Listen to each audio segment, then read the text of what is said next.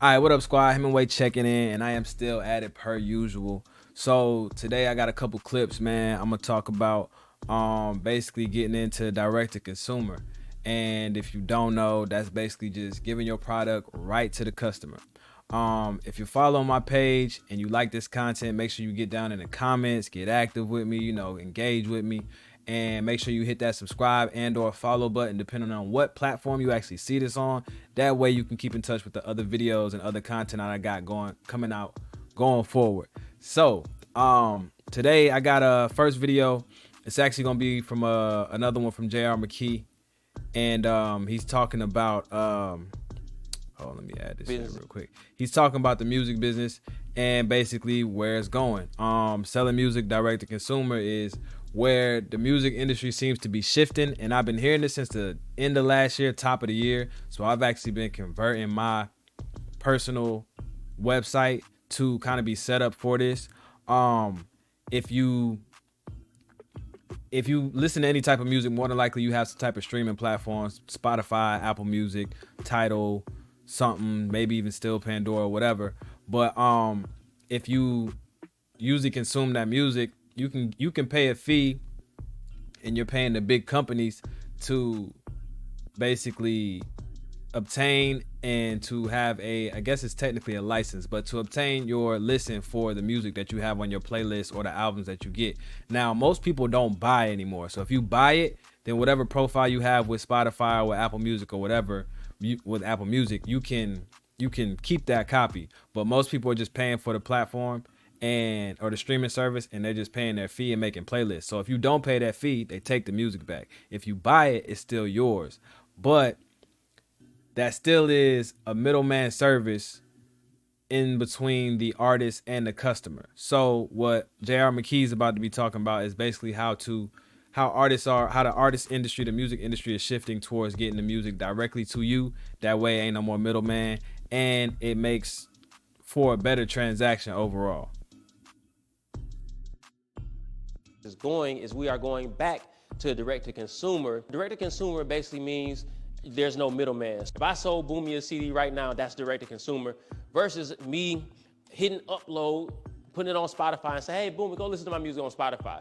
Well, Spotify would be the middleman because he paid them and then they gave me some money, versus him just handing me a $10 bill right here, like it's direct to consumer. So that's direct to consumer, right? Now, the music industry used to be that when we were selling CDs, buying those 8-tracks, etc., right? But now, because of technology, we don't even have to spend that cost. We don't have to press up CDs and mail it off to FYE store. It's literally just a digital link. So it costs us $0. We put it up, they buy it, they get that digital link, they can listen to our music. So it's even more gravy for us now because there's no cost involved in us selling our music direct to our fans. And so there are platforms that we can do this on that we'll get into later. But the moral of the story is I need to, whereas 2 years ago I was training artists to build and grow their streams, right now I'm training everybody how to sell their music. Which I just wanted to make sure everybody understands that's where we're headed. We're headed into a direct-to-consumer economy, and so I want to make sure you guys are prepared and ahead of that curve, as opposed to the people who didn't make it into this room. We are in a direct-to-consumer economy. Now, of course, to sell direct to fans, you have to have fans. You got to. That's why I've been pressing and pushing everybody to understand community. And for me, I actually have been like I said, toward the end of last year, transitioning my website. I had my website for a while, but I didn't have every single song updated on my site, and honestly, I just wasn't utilizing it the way that I should be. I still had it set up, but I wasn't utilizing it with the email list and really being active with it. So I've been growing my email list. I've been making sure I have everything on my site that I would like people to have. And then now it's just just more so handling stuff on paper to make sure as I start to make any type of sales or usually actually run it as a business that everything's legit. But like he said, it's about building community. That's where the industry shifting to. But in order to really accomplish that, you got to build community. And the way that things are today, it's not people that are just going to be like, hey, you're super duper talented, I want to get to know more about you or hear more of your music.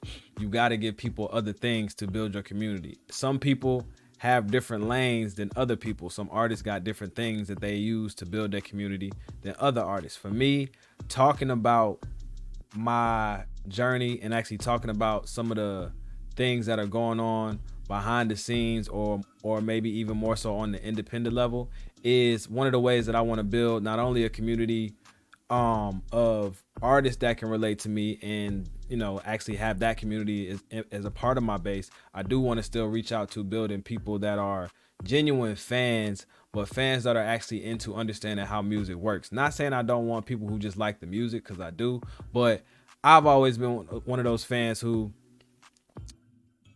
all in all, certain things don't matter, but I like to hear about an artist and them getting signed in their record deal, and if it was successful, or like kind of just generally know the business. Now, obviously, I'm an artist myself, but even as a fan, I always was kind of interested in that. And I understand there's some fans who are not artists and don't have any, aspirations of being artists. They like supporting artists because they like music and they love music, but they do like to know about what's going on in the industry or with artists and other ways that they can, support an artist if there's things that are changing and it's working lesser in the artist's favor. Some people really want to support. So that's something that I've been trying to set it up to really have in place, so that as I do more of this content and of course release more music, I can really start to solidify my community. So as you know, Still At It is my brand. It's a slogan, it's a catchphrase, it's something that I've been screaming as an ad lib for years now. But all in all, it's basically just it's a campaign. It's my campaign for my music, but the main, I guess the main thing that it's about is just being persistent. I want to get to the point to where I can say it's about being consistent, but I'm not quite there yet. However, I have been persistent. I don't even know I got to figure out how to say the word the right way, but being persistent and actually, though I do fall off from the things that I've been doing, and as far as from the consistency side of things, I still come back to it. I'm still at it. I still keep going. So it's like, okay, I've been just trying to find the right approach for me to continue to do what I'm doing and stay consistent. But with that being said, Still At It is the campaign. I consider the people that rock with my community part of my squad. So the Still At It squad is, that's who we are. That's what we do. So if you own this page and you subscribe to the page, you are officially a part of the squad. If you have joined my email list, you're officially part of the squad. And if you follow me on any of my other platforms, you are officially a part of the squad. But if you're part of the squad, I need to make sure y'all engage. So when you see my videos, see my content, see my music, make sure you do more than just give it a like. Make sure you comment, make sure you say something, use words, not just emojis, and also make sure you give it a share, because that helps not only me, but any other artists that you might like. That's something that can benefit them as well. So the next clip that I got is staying on the same topic. It's actually a clip of Nick D, who is an artist, and Kyle Beats, who is a producer / artist, and they're talking about same thing, the industry going towards being direct to consumer, but a different way of basically a different way to kind of approach it, and also about another artist who's been successful doing this using this model on his own. You know what's the future? AI. No, the future is artists becoming their own streaming platform. I'll give you an example. There's an artist, Mike. You know Mike, you toured with him. Yeah. He has Only Steve's. Yeah. He makes 6 figures a month off Only Steve's. He has probably total 5 million monthlies across all platforms, I would guess. Your YouTube, your Apple, your Amazon, your Spotify. 5 million monthlies. He makes the same or more off of those 10,000 people who are subscribed to his monthly subscription. Now, Mike and I are in business now with a company called Grouped. And it's like a Patreon alternative. Yeah. But it's for that. It's for artists to, because everyone wants millions of monthlies, but you can make the same money off of 10,000 people. Right. You get them to sign up at $9 a month. Provide value there. That's the future, really. Yeah. Hone in your top 1 to 5%, the people who actually care, right? Not the passive listeners who the next time you release they're not even aware you released. Why focus on that? You got people who really rock with you, give your attention there. So yeah, he had a real great point, man. It's like a lot of people, they oh my bad.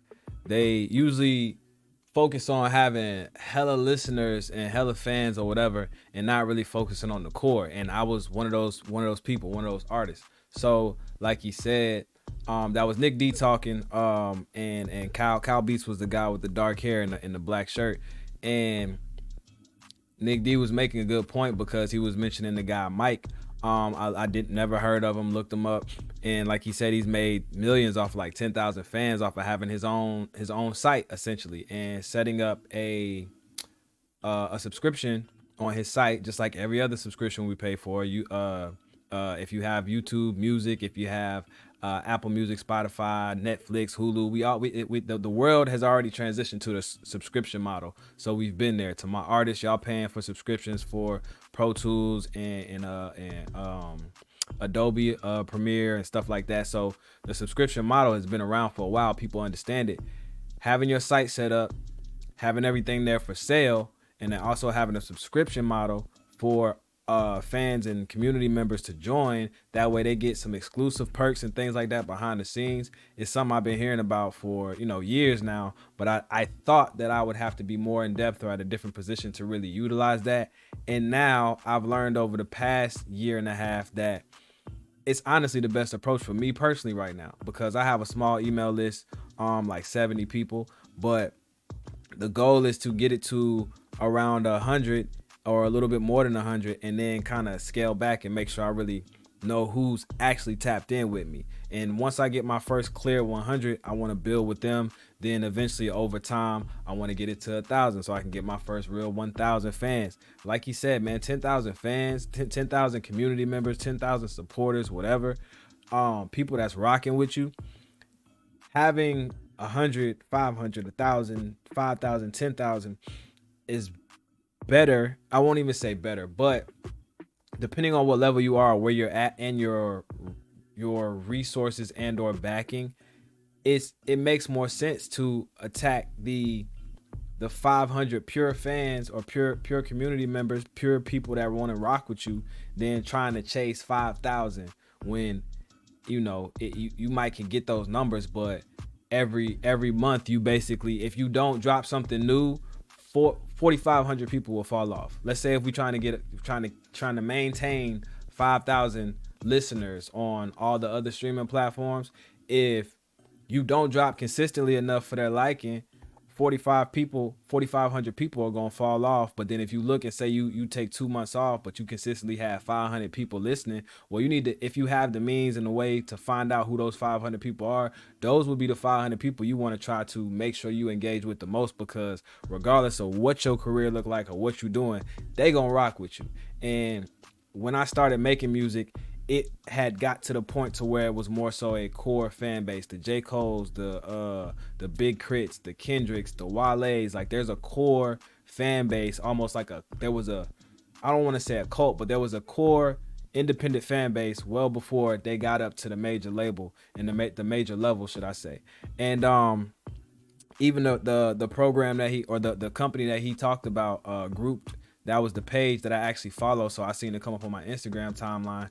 And with Grouped, he said it's basically like a Patreon version, or it's a Patreon but for musicians, for them to be able to go direct to consumer, just like even what J.R. McKee was mentioning, which he said he had some other programs he was going to talk about with his people in his class or his course he was going over. I got a feeling that more than likely, I don't know how big Grouped is, but that might be one of those type of resources that he was going to be mentioning off the camera. So that's an option of some people if you're looking for something other than your own website. But if you do have your own website, whatever platform you use, I use Wix, you can set it up. They have it set up to where I can set up accounts and subscriptions, but I just haven't done that yet. I'm just trying to just make sure I build the email list and really get that solidified. But then also there's Grouped, and then also there's other stuff like Bandcamp. I don't know how SoundCloud is set up now. I don't think it's necessarily set up to where you can get any type of, they're still not receiving money off SoundCloud, so that's probably not a place you can use. Those basically your website, Group, now that I know about them, and Bandcamp, those are the 3 ways that I know for sure you could try to monetize your music and try to do it direct to consumer. Probably the best 3 ways that you can do to get that done. And dig and search and try to find other ways that, or other programs, my bad, not programs, but companies. I need to make sure, because the program is a different thing, but find other companies that are set up to help you take advantage of going direct to consumer, because we're going to start seeing the major label artists and the bigger artists do this too. Pharrell's done it this year with, I think he just put an album out directly by a website.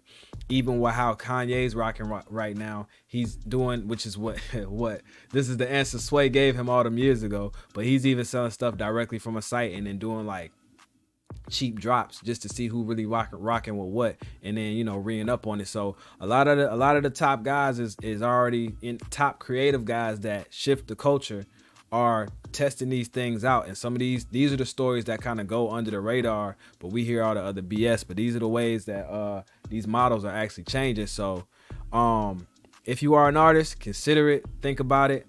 I'm doing it. I'm trying to get to the point to where I can really start getting my community built up and really solidifying it. That's why I'm making so much content. But also, I'm still gonna leave my music on streaming platforms. I'm just gonna push my platform, because at the end of the day, if I have a website, if even, let's say, you know, it would be unfortunate, but let's say if I joined Grouped and they went down, I can't use Group no more. If Instagram goes down, Facebook goes down, they're the same company. So if Meta goes down, if YouTube goes down, I can't use them no more. But if I got 500 people subscribed to my website, as long as Wix is good and I'm hosting the website there, I'm straight. I ain't never got to worry about none of them issues. And like, okay, maybe my extra 4,500, you know, fans on my other social media platforms or whatever, I might not be able to reach, but the 500 that's tapped in with me on my website and subscribe to me, they gonna always rock with me. So something really to consider, man. Y'all let me know what y'all think. If you're an artist, put your comments down below. Let me know if you think this is a good model to attempt and try. If you are a fan and somebody just really likes to know the ins and outs of stuff behind the scenes with artists, would you be willing to actually support a artist, producer, DJ direct to consumer and buying and streaming stuff directly from them? Y'all let me know what y'all think, man. Get down in the comments, and until next time, I go by the name of Hemingway. I'm still at it per usual, man. Y'all be easy.